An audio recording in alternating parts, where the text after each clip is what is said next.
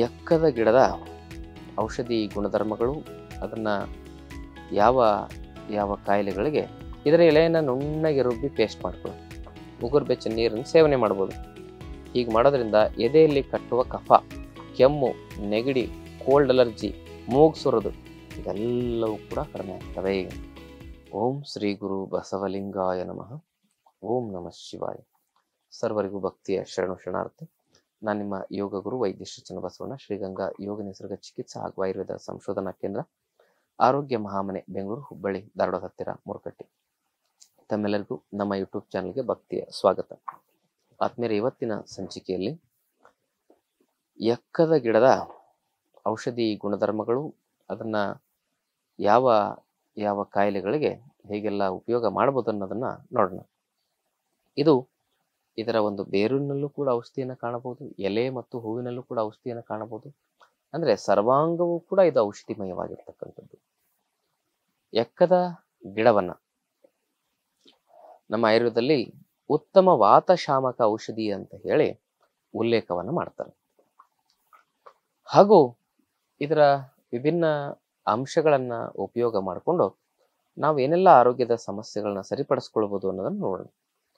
ಮೊದಲನೇದಾಗಿ ಇದರ ಕಾಂಡ, ಇದರ ಬೇರಿನ ಮೇಲಿರ್ತಕ್ಕಂಥ ಚಕ್ಕೆ, ಕಾಂಡ ಅಲ್ಲ, ಅದರ ಬೇರಿನ ಮೇಲಿರ್ತಕ್ಕಂಥ ಚಕ್ಕೆ.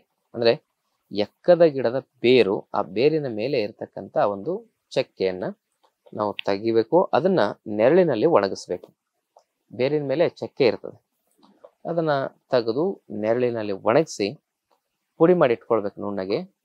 ಅದರ ಸಮ ಪ್ರಮಾಣದಲ್ಲಿ ನಾವೇನ್ ಮಾಡ್ಬೇಕಂದ್ರೆ ಈ ಓಂ ಕಾಳಿನ ಪುಡಿಯನ್ನು ಕೂಡ ಮಾಡಿ ಅದು ಮತ್ತೆ ಇದನ್ನ ಸಪರೇಟ್ ಆಗಿ ಇಟ್ಕೊಳ್ಬೇಕು. ಇದನ್ನೇನ್ ಮಾಡ್ಬೇಕಂದ್ರೆ ಒಂದರಿಂದ 2 ಚಿಟಿಕೆಯಷ್ಟು ಈ ಎಕ್ಕದ ಬೇರಿನ ಪುಡಿಯನ್ನ, ಆ ಬೇರಿನ ಮೇಲಿರ್ತಕ್ಕಂಥ ಕಾಂಡದ ಪುಡಿಯನ್ನ 2 ಚಿಟಿಕೆಯಷ್ಟು ಓಂ ಕಾಳಿನ ಪುಡಿಯ ಜೊತೆಗೆ ಸೇರಿಸಿ ಅದನ್ನ ಒಂದು ಅರ್ಧ ಚಮಚೆ ಅಥವಾ 1 ಚಮಚ ಜೇನಲ್ಲಿ ಮಿಶ್ರಣ ಮಾಡಿ ಬೆಳಗ್ಗೆ ಖಾಲಿ ಹೊಟ್ಟೆಯಲ್ಲಿ ನೆಕ್ಕೋದ್ರಿಂದ, ಅದಾದ್ಮೇಲೆ ಒಂದು ಅರ್ಧ ತಾಸು ಬಿಟ್ಟ ಮೇಲೆ ಸ್ವಲ್ಪ ಉಗುರು ಬೆಚ್ಚ ನೀರನ್ನು ಸೇವನೆ ಮಾಡ್ಬೋದು. ಹೀಗೆ ಮಾಡೋದ್ರಿಂದ ಎದೆಯಲ್ಲಿ ಕಟ್ಟುವ ಕಫ, ಕೆಮ್ಮು, ನೆಗಡಿ, ಕೋಲ್ಡ್ ಅಲರ್ಜಿ, ಮೂಗು ಸುರೋದು ಇದೆಲ್ಲವೂ ಕೂಡ ಕಡಿಮೆ ಆಗ್ತವೆ. ಆದ್ರೆ ಇದನ್ನ ಮಿನಿಮಮ್ 1 ವಾರ, ಮ್ಯಾಕ್ಸಿಮಮ್ 1 ತಿಂಗಳವರೆಗೂ ಸೇವನೆ ಮಾಡಬಹುದು. ಅದಕ್ಕಿಂತ ಹೆಚ್ಚಿಗೆ ಸೇವನೆ ಮಾಡುವ ಹಾಗೆ ಇಲ್ಲ.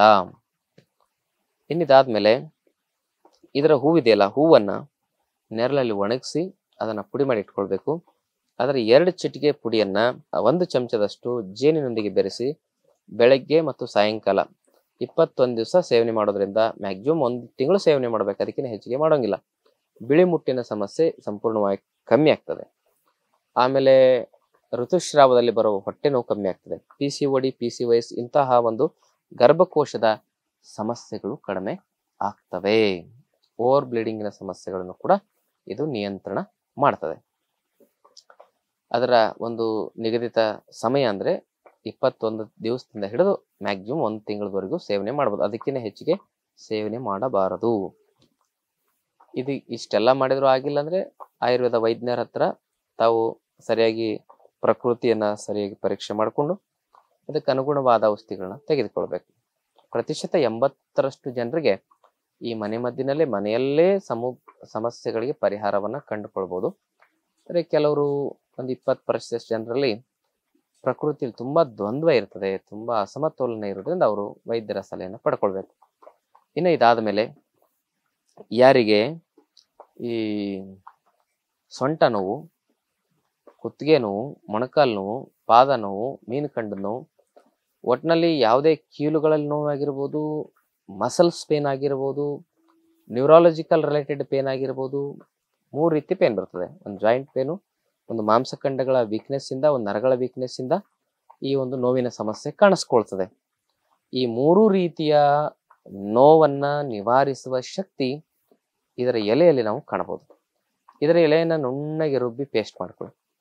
ಆ ಪೇಸ್ಟ್ ಎಷ್ಟಿರ್ತದಲ್ಲ ಅದರ ಸಮ ಪ್ರಮಾಣದಲ್ಲಿ ಬೆಳ್ಳುಳ್ಳಿ ಪೇಸ್ಟು, ಅದನ್ನ ಹರಳೆಣ್ಣೆಯಲ್ಲಿ ಬಿಸಿ ಮಾಡ್ಕೊಳ್ಬೇಕು. ಆ ಪೇಸ್ಟನ್ನು ಬಿಸಿ ಮಾಡಿಕೊಂಡು ಬಿಸಿ ಬಿಸಿ ಆಗಿರುವ ಪೇಸ್ಟನ್ನು ಎಲ್ಲಿ ನೋವಿರ್ತದೆ ಆ ಭಾಗಕ್ಕೆ ಹಾಕಿ ಪಟ್ಟು ಹಾಕಿ ರಾತ್ರಿ ಹಾಕಿ ಬೆಳಗ್ಗೆ ಎದ್ದು ಅದರ ಮೇಲೆ ಬಿಸಿನೀರು ಹಾಕೋದ್ರಿಂದ ಕನಿಷ್ಠ ಒಂದು ವಾರದಲ್ಲಿನೇ ಪೇನು ಬಹಳ ವೇಗವಾಗಿ ಶಮನವಾಗ್ತಾ ಬರ್ತದೆ. ಒಂದು ತಿಂಗಳವರೆಗೆ ಇದನ್ನು ಬಳಸಬಹುದು. ಅದ್ಭುತವಾದ ಪರಿಹಾರವನ್ನ ನೋವಿಗೆ ಇದು ಸರ್ವೈಕಲ್ ಪ್ರಾಬ್ಲಮ್ ಆಗಿರ್ಬೋದು, ಲಂಬರ್ ಪ್ರಾಬ್ಲಮ್ ಆಗಿರ್ಬೋದು, ನೀ ಜಾಯಿಂಟ್ ಪೇನ್ ಆಗಿರಬಹುದು, ನರಗಳ ವೀಕ್ನೆಸ್ ಇಂದ ಬರುವ ಬಾಡಿಯ ಒಂದು ಪೇನ್ ಆಗಿರಬಹುದು, ಪಾದ ನೋವಾಗಿರ್ಬೋದು, ಹಿಂಡಿ, ಇವೆಲ್ಲದಕ್ಕೂ ಕೂಡ ಇದು ಪರಿಹಾರವಾಗಿ ಕೆಲಸ ಮಾಡ್ತದೆ.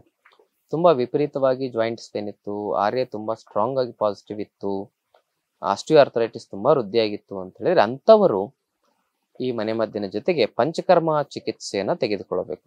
ಅಲ್ಲಿ ವಿಪರೀತವಾಗಿ ANTCCP, CRP, ESR ತುಂಬಾ ಜಾಸ್ತಿ ಆಗಿರೋದ್ರಿಂದ ಅದನ್ನ ಕೆಲವೊಂದಿಷ್ಟು ಆಂತರಿಕ ಔಷಧಿಗಳನ್ನ ಕೊಡೋದ್ರ ಮೂಲಕ ದೋಷಗಳನ್ನ ಸಾಮ್ಯಾವಸ್ಥೆಗೆ ತೆಗೆದುಕೊಂಡು ಬರಬೇಕಾಗ್ತದೆ. ಕೆಲವೊಂದಿಷ್ಟು ಔಷಧಿಗಳನ್ನು ಕೂಡ ಕೊಡೋದ್ರ ಮೂಲಕ ಅಂತಹ ಆಮವಾತ, ಸಂಧಿವಾತ ಅಂದ್ರೆ ರೊಮಟಾಯ್ಡ್ ಆರ್ಥರೈಟಿಸ್, ಆಸ್ಟಿಯೋಆರ್ಥರೈಟಿಸ್ ಅನ್ನ ಆಯುರ್ವೇದ ಚಿಕಿತ್ಸೆಯ ಮೂಲಕ ನಾವು ಅದನ್ನು ಗುಣಪಡಿಸಬಹುದು. ಪ್ರತಿಶತ 95ರಷ್ಟು ಜನರಿಗೆ RA ನೆಗೆಟಿವ್ ಬರ್ತಕ್ಕಂಥ ಚಾನ್ಸಸ್ ಆಯುರ್ವೇದ ಔಷಧಿಗಳಲ್ಲಿ ನಮಗೆ ಕಾಣಬಹುದು ನಾವು. ಇನ್ನು ಇದಾದ್ಮೇಲೆ ಇದರ ಎಲೆಯನ್ನ ಪಾದಕ್ಕೆ ಹಾಕೊಂಡು ಅದ್ರ ಮೇಲೆ ಸಾಕ್ಸ್ ಹಾಕೊಂಡು ಅದರ ಪಾದಕ್ಕೆ ಅದನ್ನ ಹಾಕೊಂಡು ಅದ್ರ ಮೇಲೆ ಸಾಕ್ಸ್ ಹಾಕೊಂಡು ವಾಕಿಂಗ್ ಮಾಡೋದ್ರಿಂದ ಡಯಾಬಿಟಿಸ್ ಬೇಗ ನಿಯಂತ್ರಣಕ್ಕೆ ಬರ್ತದೆ ಅಂತ ಹೇಳಿ ನಾವು ಬಹಳ ಜನರಿಗೆ ಪ್ರಯೋಗ ಮಾಡಿ ನೋಡಿದೆ. ಇದಿಷ್ಟು ಇದರ ಸಂಪೂರ್ಣ ಒಂದು ಗಿಡದ ಸರ್ವಾಂಗಗಳ ಉಪಯೋಗ.